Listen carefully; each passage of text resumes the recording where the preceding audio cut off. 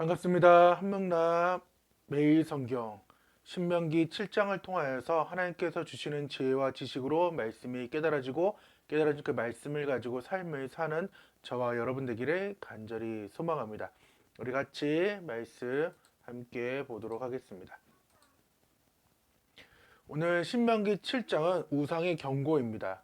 본 7장은 전체적으로 이스라엘의 성별에 관한 내용이 주조를 이루고 있습니다. 이 장의 명령에 따르면 이스라엘 백성들은 장차 가나안에 들어가 그곳 백성들과 언약을 체결해서도 안 되고 혼인 관계를 맺어서도 안 됩니다. 그 이유는 우상 숭배의 오염성 때문입니다. 가나안 족속과 관계를 맺음으로써 서서히 그들의 종교에 동화되어 갈 소지가 많았으므로 이스라엘은 가나안 족속과 어떠한 형태로든 관계를 맺는 것이 엄금되었습니다. 나아가 그들은 이러한 우상 숭배의 오염성을 아예 근절시키기 위해 우상의 단과 조각한 신상들을 파괴해야 했던 것입니다. 왜? 이 모든 일들이 지금 나중에 솔로몬 시대에 돼서 보면 알다시피 나중에 그 일들이 지금 우상 숭배를 통하여서 또 혼인을 통하여서 많은 죄악들이 그곳에서 발생했다는 것입니다. 그래서 이스라엘의 구별된 삶, 그래서 1절에서 11절로 가나안에서 주의할 상황들을 우리가 볼 수 있고, 또한 성명대 이스라엘로 성민의 삶이 어떤 건지 또 볼 수 있습니다. 또한 12절에서 16절에 이스라엘의 복과화 계명을 준수할 때 받을 복이 있고, 또한 내게 붙이신 모든 민족을 긍휼히 보지 말고 진멸하라는 것입니다. 안 그러면은 너희의 올무가 되기 때문에 반드시 긍휼로 보지 말고 하나님께서는 진멸하라라고 말씀을 합니다. 순종에 대한 축복도 있습니다. 17에서 26절에 용이한 가나안 정복들이 있으며 조각한 신상의 은금을 취하지 말라라고 하나님께서는 또한 말씀을 하고 있습니다. 즉 신명기 지금 2장의 상황들은 계속해서 율법을 재교육하면서 우리에게 순종을 요구하고 있습니다. 그래서 신명기 5장에서는 초청자가 어떤 분인지, 하나님이 어떤 분인지 알아야 되며, 하나님은 우리가 어떠한 사람인지 알아야 되며, 또한 우리를 초청하신 그 목적이 무엇인지 알아야 합니다. 그러니까 초청받은 우리가 어떤 사람인지 알아야 된다는 것입니다. 과거의 하나님이 아니라 현재 하나님, 즉 살아계신 하나님을 우리는 5장에서 보았고, 6장, 즉 들으라 쉐마의 말씀을 우리는 함께 나누었습니다. 경청하라는 것입니다. 사랑의 계명을 경청하고 자녀 교육, 부지런히 아이들에게 가르치며 삶으로 간증하라는 것입니다. 왜 여호와를 섬기라고 하셨느냐? 질투의 하나님이라는 거예요. 순종할 때, 율법을 준수할 때 복을 주시고 우리에게 의롭다라는 그 칭의 그 사건이 동일하게 신명기 6장에서 등장합니다. 오늘 7장에서 이 3927 계획에서 우상 경고예요. 가난을 진멸하고 그들의 신을 섬기지 말라는 것입니다. 그들의 궁리를 의지 말라는 거예요. 왜? 그들이 깨어서 속삭여서 또한 결혼함으로 인해서 자연스럽게 그들의 신이 우리 가운데 없기 때문에 오히려 모든 것을 진멸해라. 그들의 신을 섬기지 말라는 것입니다. 가나안 땅을 정복할 때에 가나안 족속을 뭐 하라고요? 진멸하고 그들과 언약을 맺지 말라고 하십니다. 그리고 그들과 통혼하지 말래요. 통혼의 위험성은 무엇이 있느냐? 통혼하지 말라고 하고 통혼의 그 위험성을 사장에서 알려주고, 또한 하나님의 진노가 통혼할 때에 임할 거라는 것이고, 제단과 각종 우상도 없이 하라고.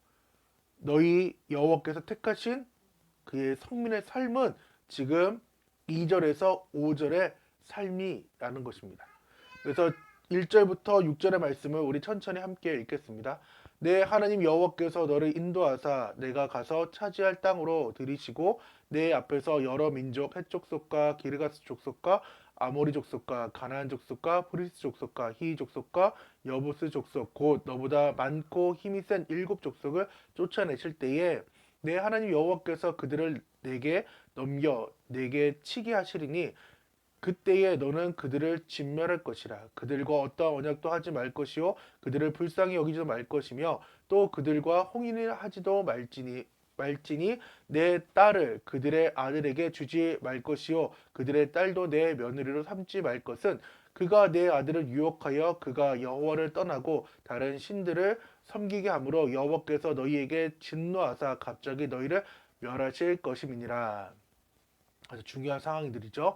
오직 너희가 그들에게 행할 것은 이러하니 그들의 재단을 헐며 주상을 깨뜨리며 아세라 목상을 찍으며 조각한 우상을 불사를 것이니라. 너는 내 하나님, 너는 여호와 내 하나님의 성민이라. 내 하나님 여호와께서 지상 만민 중에서 너를 자기 백성의 기업으로 택하셨다는 것입니다. 이 상황들. 모세는 가나안 땅을 정복할 때 일곱 족속을 진멸하되 그들과 어떠한 언약도 맺지 말라고 강조하십니다. 이스라엘은 하나님이 넘겨주신 족속들을 진멸해야 합니다. 더 나아가서 통호 관계도 맺지 말라고 명령하십니다. 더구나 이방 신상은 예배의 대상이 아니라 진멸의 대상이라는 것입니다. 1, 2절뿐만 아니라 가리키는 가나안 정복은 1절에서 6절뿐만 아니라 7장 전체의 배경이 됩니다. 7장은 4장에서 11장의 그 권면과 함께 언약의 원리를 제시함으로써 이후에 여호수아와 사사기의 역사에 나타난 성공과 실패의 원리를 제공하고 있다는 것입니다. 그것을 신명기 사관이라고 말합니다. 하나님은 왜 이스라엘 백성들에게 통혼을 금지하셨을까요?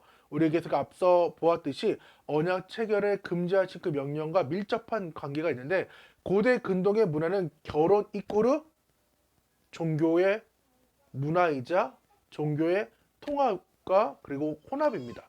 하나님께서는 그 혼합의 관계를 되게 부정하다라고 여기셨고 정결하지 못하다고 말씀하셨습니다. 그렇기 때문에 거룩할 성민의 백성들이 거룩한 하나님의 자녀가 거룩한 신부가 지금 부정한 상태, 혼합의 상태가 되니까 하나님께서는 이 일들을 금하셨다는 것입니다.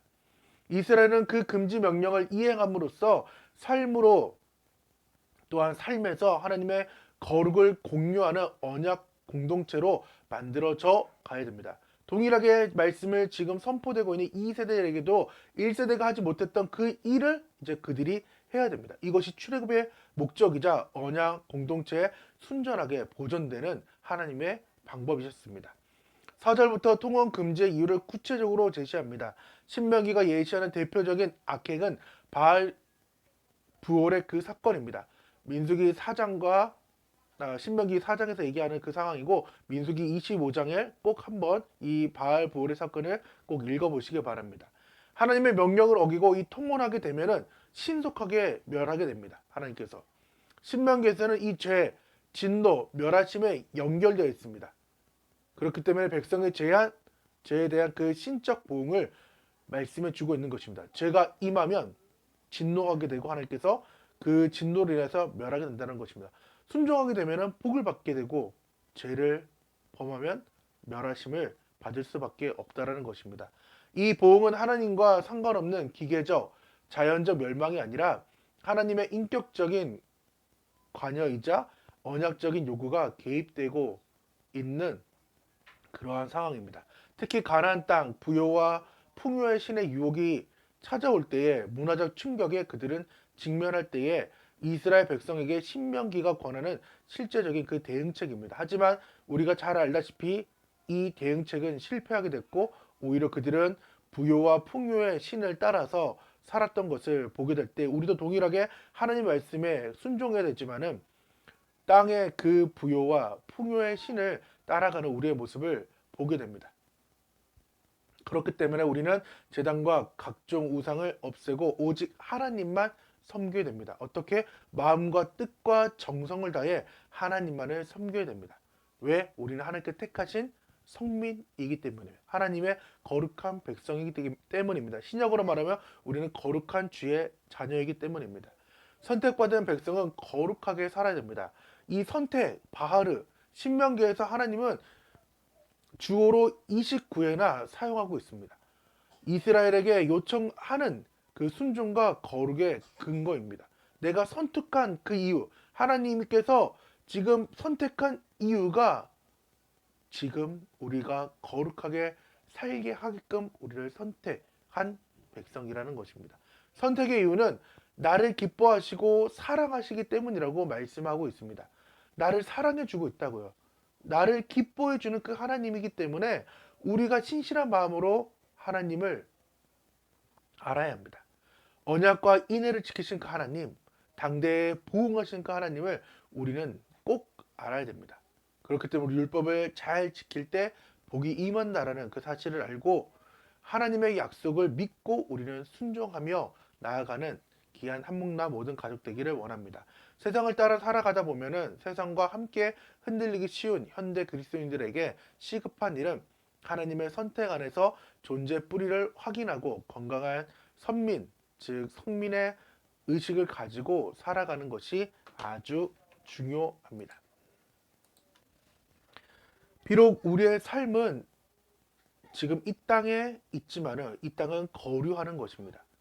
우리가 저 본향에 거주하는 그 날을 바라보면서 하나님께 주셨던 그 말씀을 이해하고 오늘도 하나님의 말씀에 순종하며 나아가는 저와 여러분 되기를 간절히 소망합니다. 기도하겠습니다. 하나님 감사합니다. 오늘 우리의 삶에 거룩을 되돌아보게 도와주시고 하나님을 바라보며 나아갈 수 있도록 도와주셔서 주님 기도와 귀는 계속해서 율법의 재교육을 통하여서 하나님이 어떠한 분인지를 알게 하시고 또한 그 알을 통하여서 하나님께 순종하라고 말씀하십니다. 주님은 가나안 땅에 들어갈 때에 이 세상에 살아갈 때에 풍요와 부요를 바라보지 말고 지금 내가 한 그 언약의 말씀을 기억하고 성민의 택하심을 기억하며 나오라고 말씀하신 그 상황을 우리가 바로 알 수 있도록 도와주셔서 주님께서 함께 하실 걸 믿사하며 예수님의 이름으로 기도드립니다. 아멘. 오늘 하루도 승리하시고 다 같이 안녕. 감사합니다.